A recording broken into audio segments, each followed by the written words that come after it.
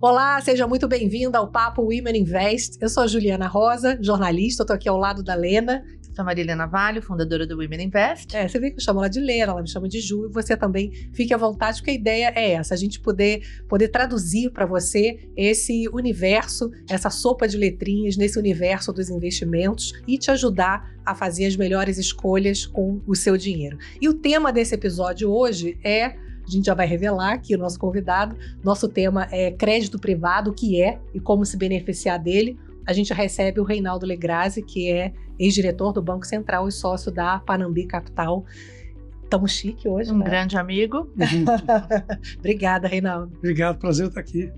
Reinaldo, vamos começar então explicando o que é o crédito privado. O crédito privado ele vem se destacando como uma boa opção de investimento, aí, um dos mais rentáveis do mercado. Quais são hoje os principais tipos de crédito privado e o que é exatamente o crédito privado? O que é o tal do CP, né? Então, crédito privado sempre existiu, né? Há muito tempo existe, e a transformação que ele que vem acontecendo, principalmente no Brasil, é que tem uma migração do crédito bancário para o mercado de capitais. O crédito bancário, naturalmente, os bancos fazem empréstimos para as empresas, e isso era chamado de capital de giro ou emissão de nota, mas também poderia ser através de um produto chamado debêntures. Os bancos fazem empréstimo para empresas via debêntures. E ao longo do tempo, o tal mercado de capitais no Brasil vem se desenvolvendo bastante, então usa-se esse instrumento debênture, principalmente, que foi ficando acessível para a pessoa física e para fundos de investimento. Então, a pessoa física ou jurídica pode comprar crédito privado ou diretamente ou através de fundos de investimento. Essa evolução no Brasil é uma evolução de 15 anos, uma evolução constante, que realmente o mercado está indo muito bem, porque quando o governo tem uma dívida pública muito alta, ele atrai todos os recursos da economia e para o setor privado ficava pouco. Então essa rolagem naturalmente ficava na mão do setor bancário. Então vamos lá, só sempre interrompendo. Então o que o Reinaldo está falando é o seguinte, a gente tem emissão do governo, que é quando o governo precisa de dinheiro, que é sempre, né? Mas o governo emite títulos e ele paga lá aquela taxa mais baratinha. E existe uma modalidade onde o mundo não governo toma dinheiro emprestado. Então, empresas, em geral, tomam dinheiro emprestado via debêntures. A investidora pode comprar essa debênture ou ela pode investir em fundos que vão montar isso. Por enquanto é isso? É isso aí. Tá bom. Desculpa te interromper, mas... Não, imagina. E aí a evolução Mas o sistema bancário, ele financia as empresas, mas é típico de prazos mais curtos. O sistema bancário, ele capta mais curto e empresta também preferencialmente mais curto. A função de empréstimos de longo prazo sempre foi do mercado de capitais no exterior, no mundo internacional. E foi isso que nos últimos 15 anos veio evoluindo no Brasil. Então, grandes empresas brasileiras se financiavam no exterior com títulos longos. O mercado foi desenvolvendo no Brasil, hoje elas emitem no Brasil. Isso é um grande ganho. Por que isso aconteceu? Várias razões. A regulação melhorou, o BC, CVM fizeram um excelente trabalho, vem fazendo um excelente trabalho. Hoje tem precificação tempestiva. Tempestiva é uma expressão meio chata, mas quer dizer que ela é dia a dia, a gente tem o preço de cada um dos papéis, imediatamente. Isso então tem uma boa liquidez também. Aí a liquidez, tudo isso vem trazendo mais liquidez. Então hoje você tem muitos fundos de investimento de diferentes tipos, você tem acesso direto via as corretoras, várias corretoras operam crédito privado, a regulação é favorável, e se no passado tinha grandes participantes do mercado que influenciavam demais a formação de preço, hoje não tem. É um mercado equilibrado, então é um mercado mais suave, ele funciona melhor. E isso vem acontecendo há muito tempo. Há 15 anos a gente fazia os boletos de 1 milhão, 2 milhões de reais, hoje acabamos de ver uma operação de 50 milhões saindo aí durante o dia naturalmente. Então os mercados são maiores, mais profundos, ou seja, você consegue fazer volumes grandes, e é uma excelente oportunidade porque além do ganho em título público, você tem um adicional que é o risco da empresa. Uhum. Então, você precisa conseguir fazer análise de crédito das empresas. Esse que é o isso é segredo. fundamental, né? Até puxando o gancho, quando a gente fala em crédito privado, um trauma recente que levou o pessoal a ficar, né, com o pé atrás foi o caso das Americanas e da Light. Foram casos isolados, Reinaldo? Assim, como se proteger de riscos nesse mercado? Olha, Americanas, o tempo vai passando e com o benefício de olhar para trás, a gente pode dizer que as maiores análises, né, dizem que foi fraude. E fraude, puxa vida, fraude a gente não consegue prever e muito difícil sistemicamente de evitar. Então, assim, se é fraude, você fala, é ponto isolado. A Light já era um caso que a gente via que tinha problema. Já tinha lá então, assim, você tem no mundo de crédito privado alguns papéis que são mais perigosos.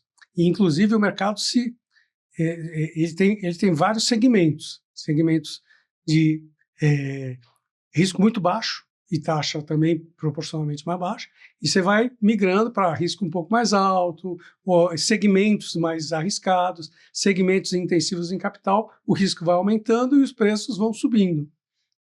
Então, depende de onde você quer se posicionar. Tem investidores que só querem estar no risco top.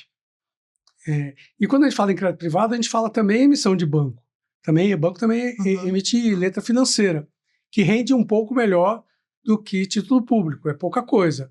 Aí você pode falar, esse pouca coisa para mim já está bom, porque eu só quero o risco de banco. Risco que é o CDB? LF, letra financeira. Que é diferente do CDB. É diferente do CDB. Se eu não me engano, não é protegido pelo FGC. Não. O CDB é isso? CDB é até R$250 mil. Então, todos os títulos têm alguma diferença. Então, CDB e LF é parecido em muitos aspectos, mas tem algumas diferenças. É isso que faz a beleza do mercado. Claro. Você investir diretamente, você tem que conhecer as características. Você quer conhecer, você não conhece, você pode contratar um gestor para fazer o investimento para você através de fundos de investimento. Então, você tem várias alternativas. Claro. E os ganhos têm sido acima do CDI, né? Os ganhos têm sido muito bons, porque no Brasil, taxa de juros tem sido alta há muito tempo, fora o período da pandemia, os juros é alto tanto nominal quanto real, e tem atraído muito dinheiro para a renda fixa já há muito tempo. Lembrando, juro, explica para a gente juro real e juro nominal. É sempre bom colocar esses conceitozinhos no meio da conversa, por favor. O juro nominal é isso que hoje em dia a gente diz que o Brasil vai estar trabalhando entre 12% e 13%, vai estar indo para 12%, 13%. Isso é o juro nominal. E o real é esses 12%, 13% menos IPCA. Menos a inflação. Que nós, hoje em dia, estamos falando em torno de 7% ao ano, que é muito alto. Muito alto. Então, mas tem razões para isso. 7, né? Tem razões para o jabuti estar em cima da árvore. Então, além de ganhar os 12%, 13%, ou além de ganhar os 7%, você ganha mais o spread de crédito de 1%, 2%, que é bom, é muito bom. E se você trabalha direitinho, você consegue um risco muito baixo nessa diversificação. Então, o mercado tem várias alternativas. Tem diferenças. Agora há pouco a gente estava falando uma nota comercial, NC. O que é nota comercial? É um pouco diferente da debênture, qual a diferença? Né? Então você precisa conhecer. Se você não conhece, obviamente é melhor não fazer, mas até pela origem que eu contei um pouquinho, que vem do sistema bancário, você tem uma nomenclatura enorme, uma gama grande de produtos que compõem esse universo de crédito privado que no Brasil está crescendo bastante. E você falou que normalmente o investimento ele é feito através de um fundo. Algumas pessoas físicas muito ricas fazem diretamente do seu portfólio. Mas como crédito privado, a gente sempre diz que diversificação é importante, tem que ter realmente um volume grande, senão você vai comprar 100 papéis de um lote muito pequenininho. Quando você vai fazer isso, se o lote é pequeno, você paga uma taxa pior, porque você tem que pagar um preço por estar fazendo um lote pequeno. Então, eu pessoalmente, na gestão de recursos de pessoas físicas, a gente faz através de fundo. Por que eu prefiro? Tem um gestor do outro lado tomando conta do portfólio, da carteira de papéis. Então, tem clientes que preferem comprar direto, tem clientes que preferem comprar através de fundos. Depende um pouco da estratégia de cada um. E agora com esse juro alto, né, Helena, vai continuar subindo. Vou aproveitar o Reinaldo, né, que foi do Banco Central. Depois quero saber se a gente vai ter esse juro alto por muito tempo. Se tem uma luz no fim do túnel. A gente vai cortar, porque isso aqui é temporal. A gente não pode falar, a gente vai fazer uma entrevista separada disso. E daí a gente aproveita o Reinaldo e... Mas como disseram lá, o juro no Brasil é alto atemporalmente. Atemporalmente, é verdade. Mas... deixa eu fazer uma pergunta aqui. A gente estava conversando sobre investimento direto e investimento via fundos, tá?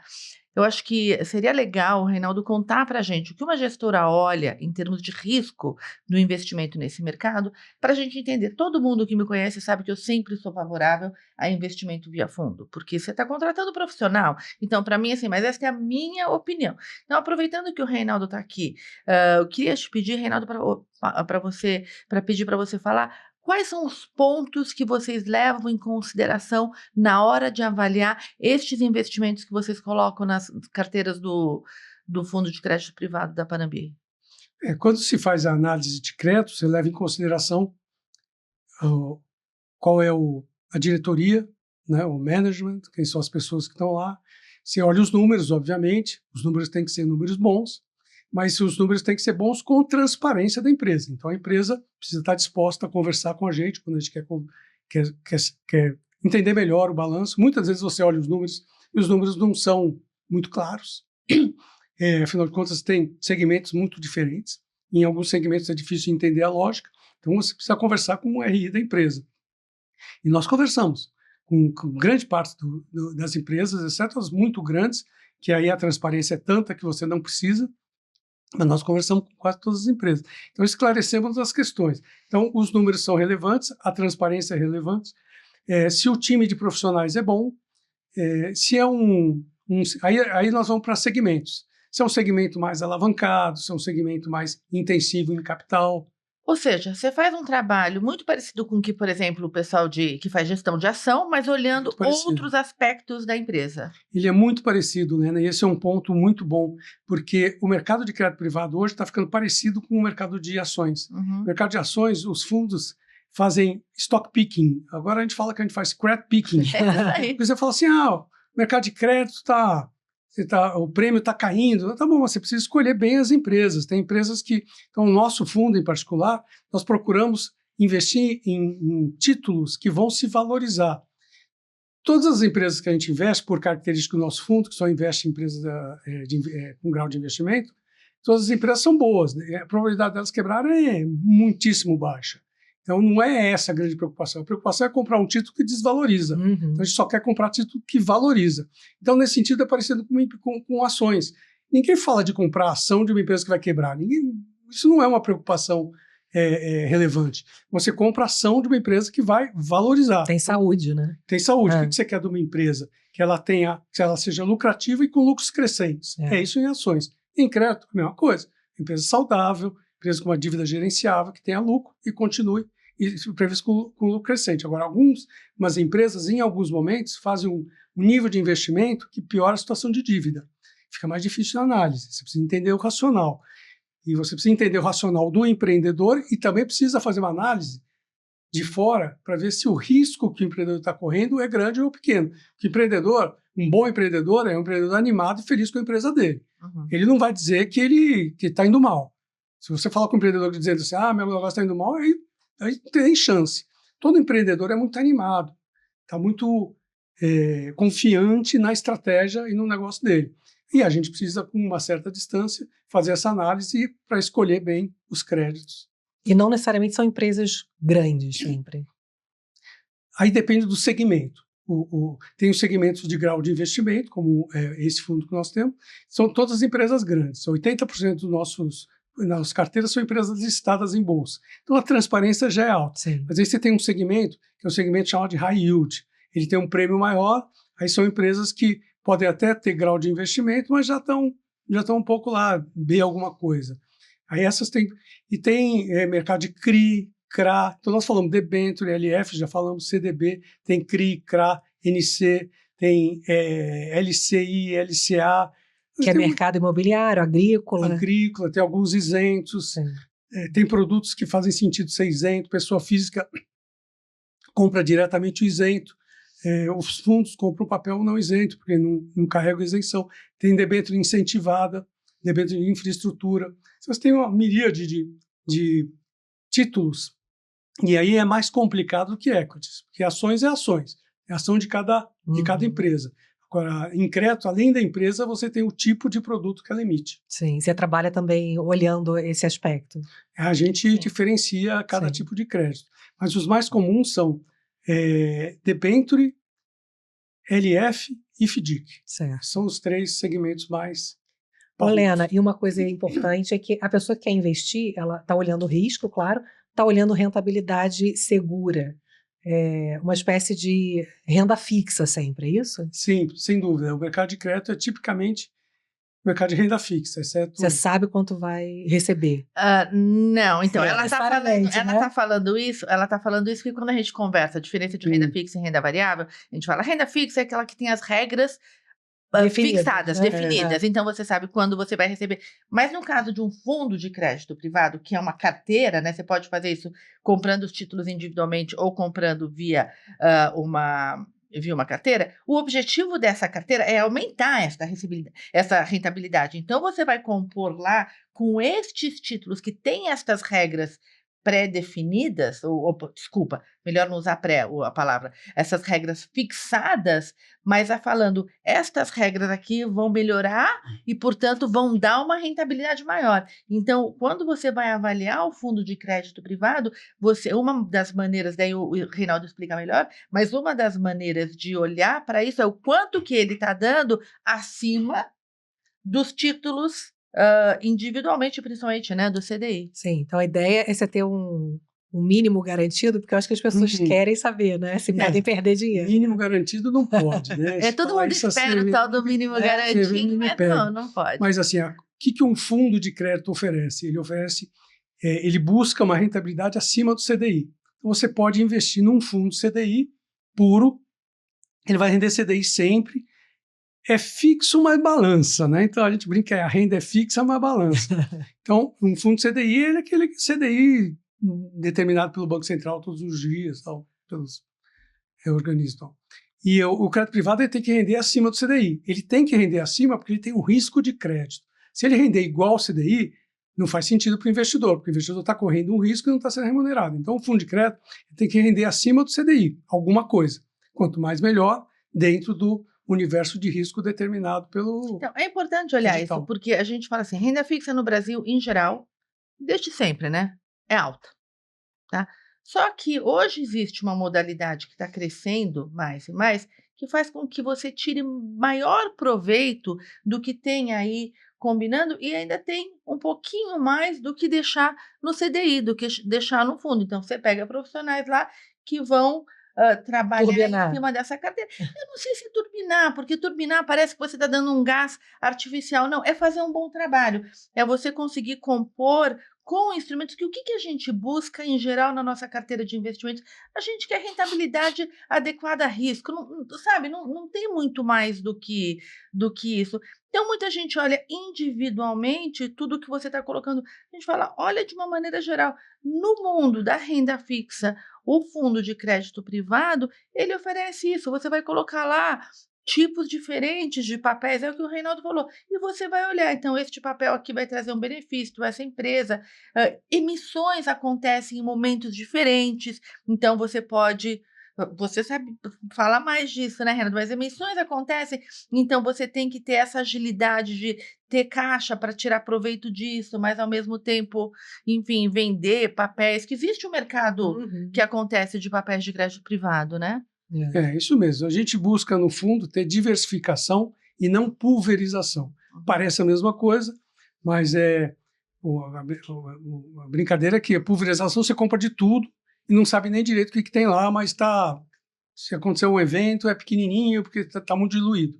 Não, a gente procura fazer a diversificação, conhece todos os ativos que tem e diferenciado por prazo. Então, se você está concentrado em prazos longos, você procura equilibrar a carteira com um pouco mais curto e fazer uma gestão direcionada para o risco-retorno que você falou. E tem um perfil específico de quem está buscando investimento hoje? olhar para o crédito privado com algum tipo de objetivo, olhando para a renda como um todo? É um produto típico para a pessoa física. A pessoa jurídica, em geral, o caixa tem que ser um caixa líquido, porque ela pode precisar de dinheiro a qualquer momento. Não que o crédito privado tem liquidez, mas tem liquidez ao seu preço, o preço do dia. Você sempre pode conseguir, quase tudo no mercado financeiro você consegue liquidez no dia que você quiser, mas é a liquidez a um preço que você tem que encontrar um comprador. Então, pessoa jurídica, em geral, aplica no CDI. CDI ou CDI muito, com pouca coisa. Então, os fundos e os títulos de crédito privado são em especial feitos para a pessoa física. Certo, e faz parte, como a Lena está dizendo, né, desse leque de opções, né, não colocar um ovo numa cesta, vários ovos numa cesta só, e dentro desse espectro, né, que a Lena fala muito sobre olhar e uma coisa vai equilibrando a outra, né, tem um percentual mínimo, sei lá, quando a gente pensa em pessoa física. Aí depende do momento. No Brasil, a gente sempre falou muito de bolsa, mas a bolsa no Brasil, né, dependendo do momento, é difícil, né? A bolsa não dá para dizer que tenha sido um investimento em conteste. Sofreu bastante. Crédito privado, dependendo do momento, quando a taxa de juros está mais alta, ele é ainda mais interessante. Mas vem crescendo a participação de crédito privado na carteira de todos os clientes. Pessoa física de volumes menores e de volumes maiores também. Realmente se tornou uma classe de ativo presente na carteira de todos os clientes. E a gente sempre encerra nosso podcast com o momento Women Invest, como a Lena chama, que é aquela dica final, né? Aquela tradução final. Qual que é o seu momento Women Invest de hoje? A gente está falando de renda fixa, a gente está falando de crédito privado. Eu acho que hoje é muito fácil respeitar o seu perfil, é difícil você respeitar o seu perfil quando você tem Selic a 2%, né? Mas isso foi um momento único na vida dos brasileiros, das brasileiras. Acho que o Brasil é um país de taxas de juros altas, a gente estava brincando, a gente tenta fazer aqui uma conversa atemporal, mas o pessoal aí estava brincando que, como é que é, Reinaldo? No Brasil, a taxa de juros é alta sempre. Sempre. Então, taxa de juros é uma coisa temporal, não é uma coisa do momento, e, portanto, tire proveito disso. Eu acho que esta é a coisa importante. A gente, no Brasil, pode não tomar risco e ter bons retornos. Só a dica final, Reinaldo. Aí é que o investidor tem que se aproveitar dessas alternativas que tem no mercado e que isso muda ao longo do tempo. Então não dá para fazer uma carteira hoje e daqui a 3 anos falar que não, a carteira está bom, já quando eu olhei estava boa, vou ficar assim. Não, a carteira tem que ser cuidada, tem que ser regada todo dia lá. Cuidar dela. Isso aí, tá certo. Bom, a gente agradece então a participação aqui do Reinaldo Legrazi, que é fundador da Panambi Capital, foi diretor do Banco Central, está ficando muito chique nosso podcast, adorei o papo. Obrigada, Reinaldo. Valeu, Juliana. Obrigada. Obrigada a você por estar aqui com a gente no Papo Women Invest. Participe, mande sugestões aqui para a gente de temas. A gente se vê no próximo. Tchau. Tchau, gente.